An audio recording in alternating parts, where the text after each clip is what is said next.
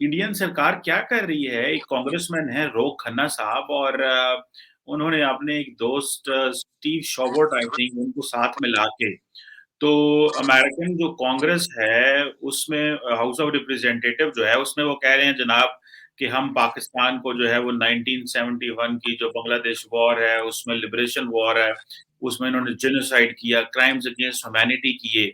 आप क्या समझते हैं ये इंडियन सरकार करवा रही है? इंडियन डीप स्टेट ये चाहती है कि इस तरह की रिक्त अमेरिका के अंदर पैदा हो?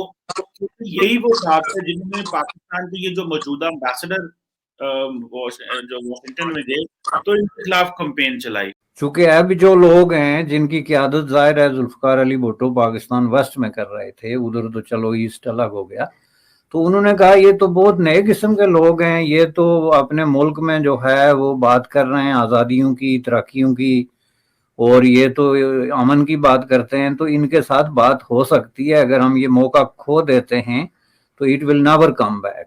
जय हिंद दोस्तों, पाकिस्तान ब्रेकिंग न्यूज चैनल में आप सभी का हार्दिक स्वागत।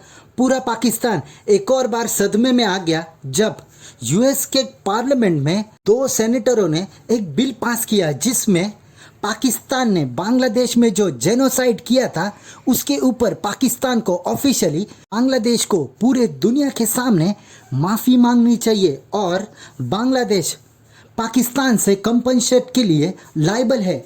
जहां पर बांग्लादेश पिछले 50 साल से यही कह रहा था कि जो जेनोसाइड पाकिस्तान ने बांग्लादेश में किया ऐसा तो किसी देश ने किसी के ऊपर नहीं किया। आज दुनिया वर्ल्ड वॉर और हिटलर के बारे में बात करती है पर कोई भी पाकिस्तान आर्मी ने जो बांग्लादेश में किया उसके बारे में बात ही नहीं करते। इसलिए ये दो सेनेटरों ने एक बिल पेश किया है कि पाकिस्तान को बांग्लादेश से ऑफिशियली माफ़ी मांगनी चाहिए क्योंकि जो एट्रोसिटी पाकिस्तानी आर्मी ने बांग्लादेश में किया था वो हद के पार था। वहाँ पर लोगों को आए दिन जिंदा मार दिया गया, औरतों को रेप किया गया और बच्चों को ऐसे ही यतीम रोड पर छोड़ा गया।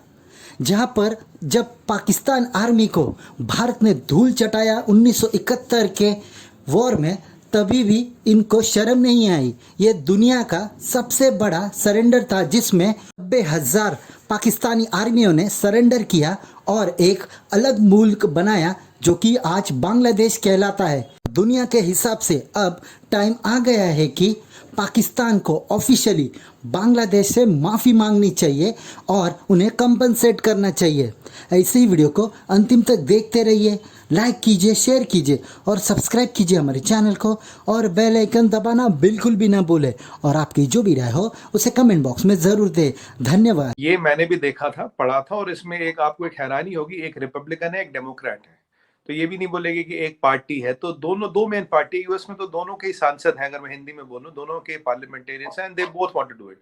अब कह रहे इंडियन गवर्नमेंट, तो एक एक इंडियन ऑरिजिन का एक तो गोरा ही है, वो तो शक्ल से गोरा लगता, वो तो कहीं से इंडियन नहीं लगता। तो कहने की बात ये है कि ये एक चीज ऐसी हुई थी, देखिए रिकॉर्ड्स है वहां पे, रिकॉर्ड्स ये कि 2 से 4 लाख रेप हुए, 2 मिलियन लोग मारे गए, 2 से 3 मिलियन लोग मारे गए। ये तो बांग्लादेश के मिनिस्टर ने भी आफ्टर दिस जो पार्टीशन हुआ था, जब बांग्लादेश सेपरेट हुआ था, उन्होंने कहा था 1 लाख बच्चे इसके बाद पैदा हुए। तो अभी बांग्लादेश भी उसको एक जेनोसाइड डे मना रहा है, आपको पता ही होगा, खैर शेख हसीना जी ने उसको डिक्लेयर किया था।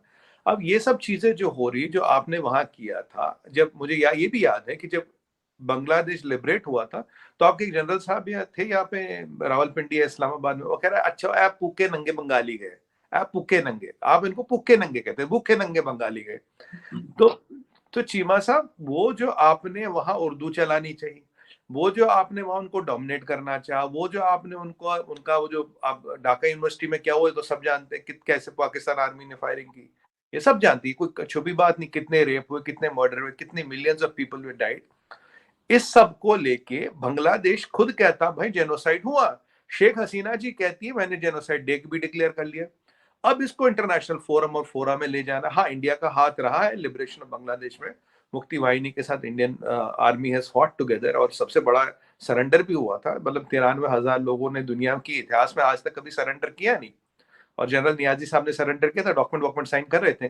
देखिए सरेंडर ऐसा हुआ चीमा साहब की इमरान खान नियाजी अब तक ये नहीं कहते मैं नियाजी हूँ, इसीलिए नहीं कहते, भतीजे है ना उनके, भतीजे है ना नहीं, उनके। नहीं, नहीं, मैं आपको करेक्ट कर दूं, जो प्राइम मिनिस्टर ऑफ पाकिस्तान का जब नाम लिखा जाता है ऑफिशियल किसी डॉक्यूमेंट पे, तो इमरान अहमद खान नियाजी लिखा जाता है। नहीं, मैं कह रहा हूँ, मैं वैसे क्रिकेट की बात करें, वहां की बात करें, हाँ, इमरान खान नहीं बोलते थे वो, हाँ, मतलब वो पूरा नाम नहीं बोलते थे। वो तो हमने उनको नियाजी साहब बोलना शुरू किया, तो अब फिर आपने भी पकड़ लिया। अच्छी बात है, देखिए पूरा नाम लिखना चाहिए, मैं तो कह रहा हूँ पूरा नाम लिखना चाहिए।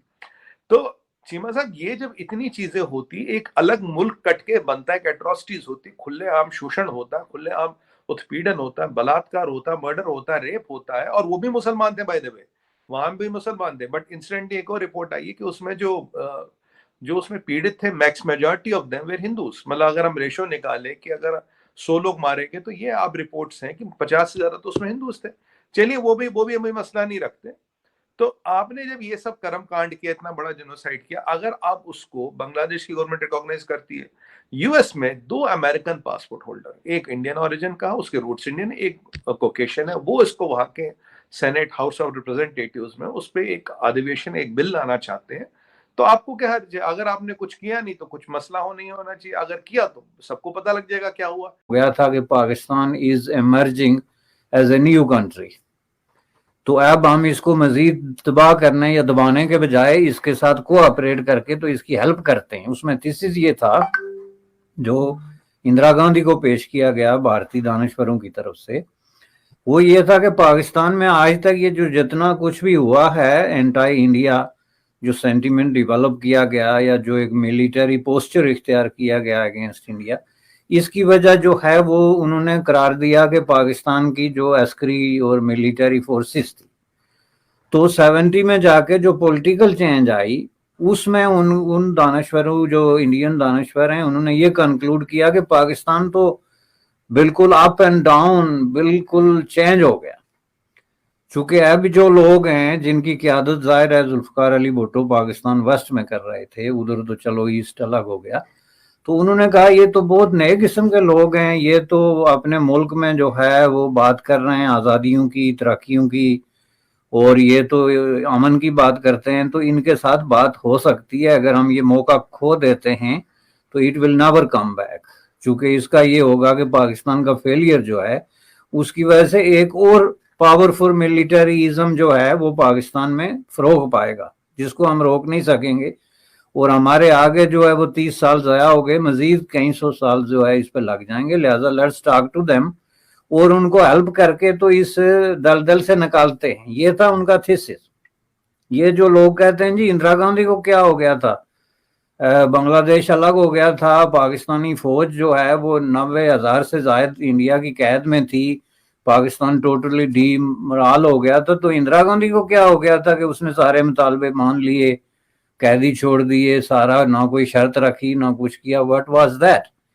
अब ये अनएक्सप्लेनेबल किस्म की एक सिचुएशन है लोगों के लिए, लेकिन इसलिए मैंने इसको एक्सप्लेन किया कि उसके पीछे इंडिया की ये सोच थी कि हम जो है एक नए दौर का आगाज कर रहे हैं, लेट्स फॉरगेट अबाउट एवरीथिंग।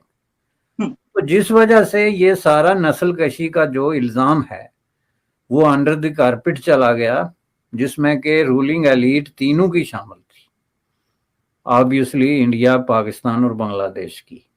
लेकिन वो एक वक्त था, और वो वक्त समझने की जरूरत है कि उस वक्त Pakistan was at its peak, जो इंटरनेशनल रिलेशनशिप की जो बेहतर साइड होती है, क्योंकि उस वक्त अमेरिका, बरतानिया, फ्रांस, पूरा वेस्ट, ये सारे नेटो वगैरह वगैरह सब जो है वो पाकिस्तान के साथ थे, अरब कंट्रीज, तुर्की वगैरह वगैरह, इजिप्ट। चूंकि उस वक्त की जो सर्द जंग असल कमाल था उसमें ये नहीं कि पाकिस्तान की बहुत बड़ी इसमें कोई जो है वो स्ट्रगल थी, बल्कि वो जो कोल्ड वार की वजह से एक दुनिया में अलाइनमेंट हुई थी, उसमें पाकिस्तान उस सतह पे चला गया था। तो इसलिए अमरीकी उस वक्त, अगर आपको याद हो तो उस वक्त का जो अमरीकी एम्बेसडर था बांग्लादेश में, ढाका से, उसने जो वायर की मसलसल, उसमें हर वायर में उसने जो है वो नस्ल कशी का लफ्ज इस्तेमाल किया।